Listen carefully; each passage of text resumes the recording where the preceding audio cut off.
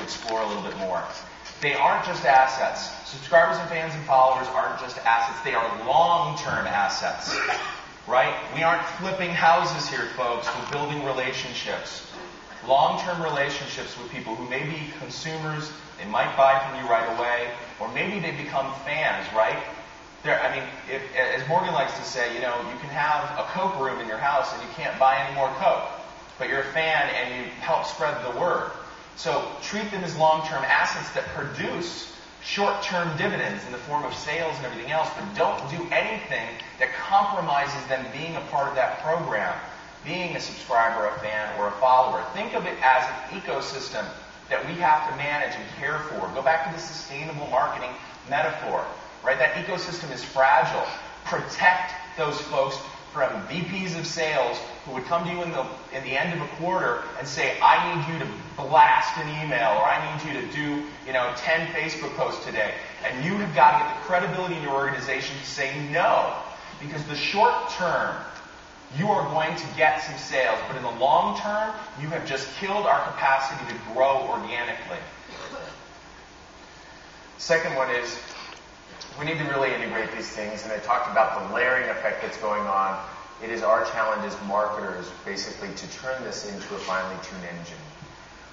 One of the things that we've heard is that consumers are a little bit confused about what marketers are doing across these different channels. They're not sure exactly where to turn because it's not clear to them.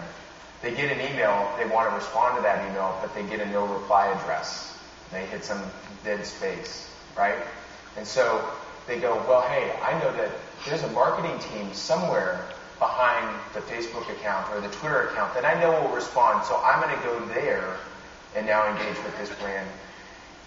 And then, and vice versa, right?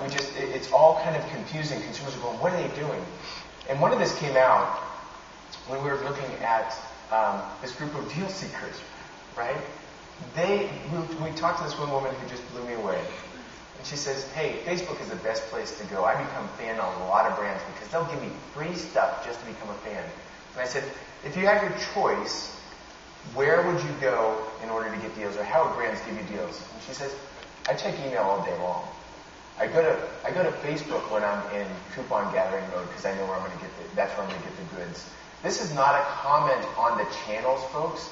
This is a comment on the marketing teams behind those channels. And if you look at like the Ben & Jerry's debacle where they said, hey, we stopped sending email, that was about a channel and marketing teams behind those channels and the success that they were having, I believe, not so much a commentary on the value of the channels themselves. And a little bit beyond that story, it was also about only the UK. That's right. It wasn't the US, and it's an example of something we'll show you here in a minute. The last piece of this, and we believe this is going to start happening, is essentially you're going to have a unification of email and social teams. This only stands to reason. These are the people who are communicating directly. They are the concierge. They're the people who are trusted to speak to these customers. And yet what we have happening right now in this world are folks fighting for budget and people who are fighting to make their own careers or make their ROI look better than another group. And if you are a marketing leader in this in the room, you need to do whatever you can to avoid this outcome in your departments. Email and social teams need to work together. And the simple example I'll give you is, think about your own program. If I hit reply to one of the emails that you send me that's a marketing message, and I have a customer complaint, how likely am I going to get responded to versus if I tweet right now? Why should there be any difference? Okay? So that unification, this is part of what we're going to explore further through interviews over the next couple of months and see if marketers are thinking this way. I know that Michael Donnelly at Coke is. I know that a lot of big brands are beginning to realize, you know what?